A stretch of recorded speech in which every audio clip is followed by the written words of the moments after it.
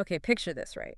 You're stuck in traffic, and the deadlines are piling up, and your phone's blowing up with notifications. It's like modern life is just this constant barrage of chaos, you know? Yeah, you're not wrong about that. Wouldn't it be amazing to have, like, an inner peace button or something? Some kind of shield against all that craziness. If that, well, maybe there is. Today we're diving into Stoicism, which is this ancient philosophy that's like super popular again. And it's not about becoming some emotionless robot or anything. Yeah, it's more about figuring out how to actually thrive even when things get really tough Right, exactly. or just, annoyingly chaotic. Totally. And we've got a ton of articles and books and your notes, and I'm super curious to like really dig into this with you. Yeah, it's interesting that you use the word popular. I mean, Stoicism was already hugely popular in ancient Greece and Rome like centuries ago. Hmm. Well, for good reason, right? And Yeah. basically gave people this toolkit for dealing with all the ups and downs of life. Hmm. And honestly, those haven't really changed all that much, even after all this time. That's what I find so fascinating about it. Like, you had emperors using it to rule empires, and then everyday people using it to, just live their everyday lives. So it must have something truly universal going for it. Yeah, absolutely.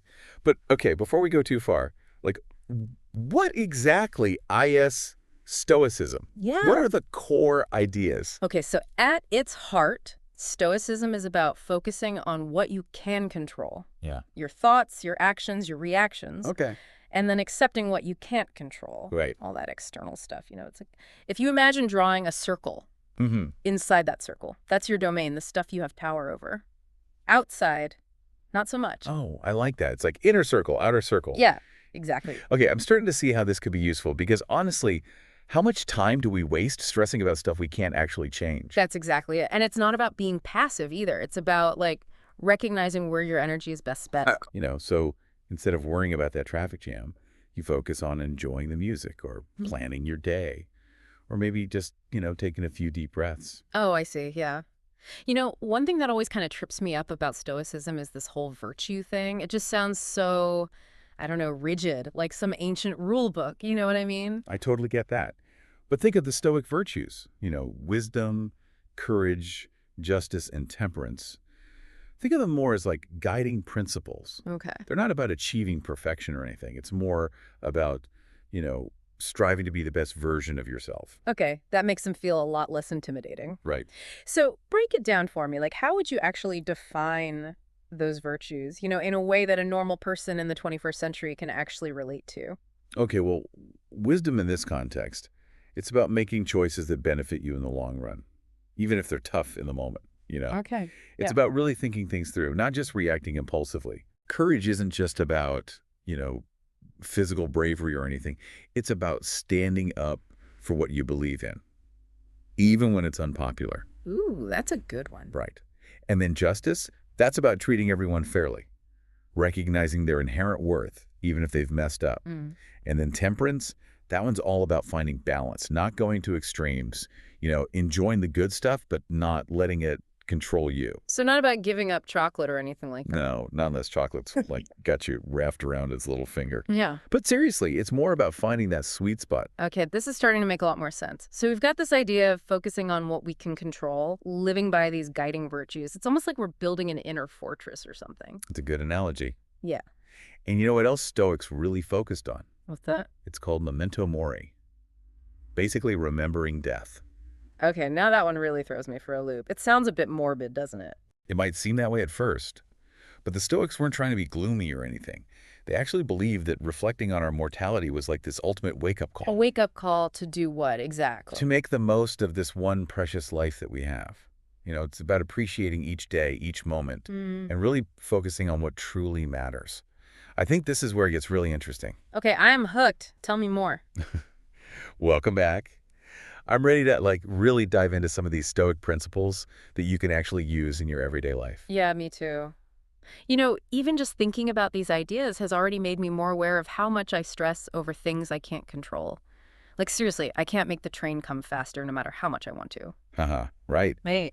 That's the beauty of Stoicism. Yeah. It gives you this framework for thinking about challenges differently.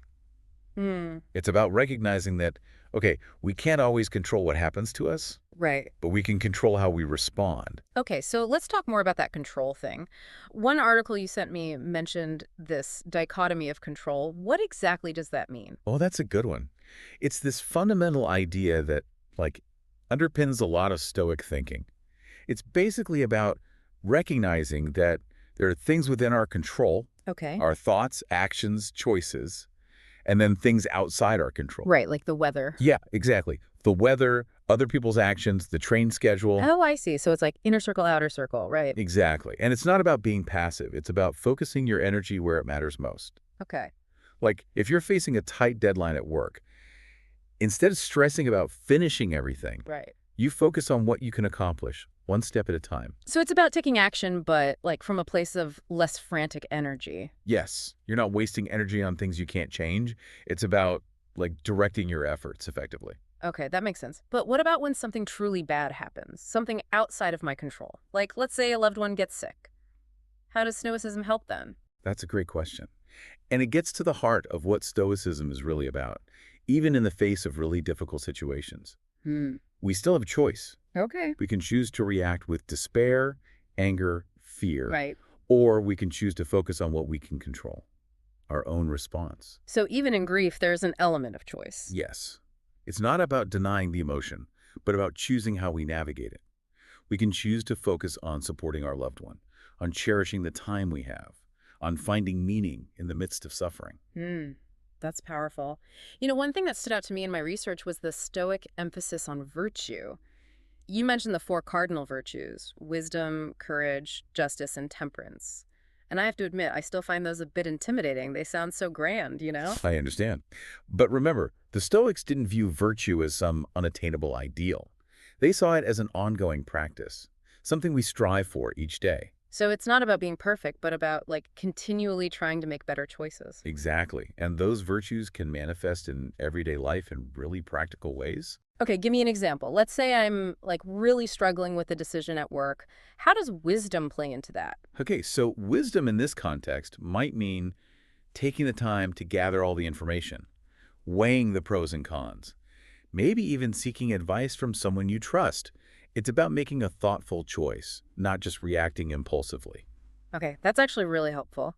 What about courage? How does that apply to regular life, not just like facing down gladiators or something? Think of courage as, like, standing up for what you believe in, even when it's uncomfortable. Okay. Maybe it's speaking out against injustice, setting healthy boundaries in a relationship, or pursuing a dream, even if it feels scary. And justice. Justice is about treating others with fairness and respect, recognizing their inherent worth, even if you disagree with them. Mm-hmm. It's about contributing to a more just and equitable world through your actions. Got it. And temperance. Still not about giving up chocolate, right? Uh-huh, right. Temperance is about finding balance in all areas of life. It's about enjoying things without letting them control you.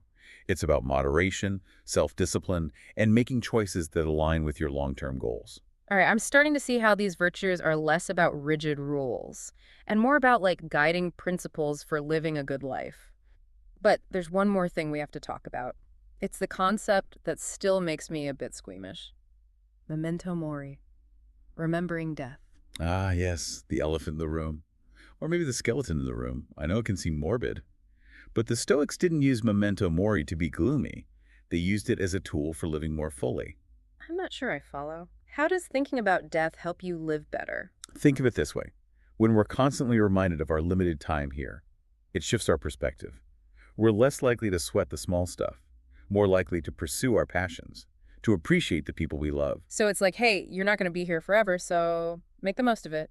Exactly. Huh. It's a powerful motivator for living intentionally. There's a story in one of your sources about a woman who, after a near-death experience, completely changed her life. Wow. She quit her soul-sucking job, started traveling, reconnected with old friends. It was like that brush with mortality helped her see what truly mattered. Wow, that's quite a story. Okay, I can see how facing our mortality, even if it's uncomfortable, can actually lead to a more fulfilling life. It's counterintuitive, but that's the Stoic approach. Yeah. And there's another fascinating concept that ties into this, the idea of living in accordance with nature. Living in accordance with nature, now I'm picturing myself living in a log cabin off the grid, which sounds lovely, but Maybe not entirely practical. Uh-huh. Well, it's not quite that literal. Oh. When Stoics talk about nature, they're referring to the rational order of the universe. Okay. It's this idea that everything has a purpose, is interconnected, and unfolds according to a larger plan. So it's about accepting what is, recognizing that we're part of something bigger than ourselves. Yes, and it's about living in a way that aligns with that understanding. Yeah. It's about acting virtuously, using reason, and accepting the natural course of events, even when they're challenging. Okay, I'm starting to get it. But all this talk about philosophy is great, but how do we actually put this into practice? Like, what can I do today to start incorporating these Stoic ideas into my life? That's the million-dollar question. Hmm. And luckily, Stoicism is packed with practical exercises and techniques. Perfect. Yeah. I'm all ears. We touched on a few already, like morning reflection and journaling. What else can we do? Right. Okay, so we've talked about a lot, like focusing on what we can control and living virtuously and even like contemplating our own mortality. But I have to say, there's still a part of me that's like, is this stuff really relevant to my life? Isn't Stoicism kind of extreme? Yeah, I get that. Yeah. And honestly, that's one of the biggest misconceptions about Stoicism. It's often portrayed as this like rigid, emotionless philosophy, like for monks living in caves or something. Exactly. Like, are we supposed to just walk around suppressing all our feelings and pretending everything's fine? Not at all. That's actually one of the biggest myths about Stoicism we got to debunk. This idea that it's about being like emotionless robots. Okay, good. Because I like feeling things, even the not so fun ones. Right. So what's the Stoic perspective on emotions then? It's not about denying or suppressing emotions. It's more about understanding and managing them. Okay. Think of it this way. You're driving along and some car cuts you off. Yeah. You feel that surge of anger. Okay. It's a natural reaction. Yeah. But Stoicism says, okay, you're feeling angry, now what? Interesting. So it's not about pretending I'm not angry. It's about how I choose to deal with that anger. Exactly. Do you lean into the anger, honk the Well. horn, maybe yell some choice words, or do you take a deep breath, recognize that the other driver might just be having a bad day, and let it go? Okay, I can see how that's a much healthier approach. But there's another myth I keep hearing, and I have to admit it's one that kind of worries me. This idea that Stoicism is all about passive acceptance. Like, that it's about just giving up and accepting whatever fate throws at you. Ah, that's a common one. And it couldn't be further from the truth. Remember that whole dichotomy of control thing we talked about? Yeah. Stoicism is about recognizing what you can control Mm. and then taking action. So it's not about being a doormat, it's about channeling your energy effectively. Precisely. It's Like about the- being proactive and responsible. Yeah. But also understanding that sometimes, despite your best efforts, things won't go your way. So it's about finding that balance between acceptance and action. You got it. It's like you put in the work, you do your best, Yeah. but you also accept that the outcome isn't always entirely in your hands. Okay, that's a relief. Because I was worried this whole Stoicism thing was going to turn me into some sort of apathetic, inactive blob. Uh-huh, not at all. And actually, this brings us to another important myth to bust. The idea that Stoicism is a joyless, pleasure-hating philosophy. Oh yeah, I've heard that one too. Like, are we supposed to give up everything that makes life fun? Definitely not. Hmm. It's not about denying yourself pleasure. It's about understanding where true and lasting contentment comes from. So instead of chasing that, like fleeting high, it's about finding a deeper sense of satisfaction. Exactly.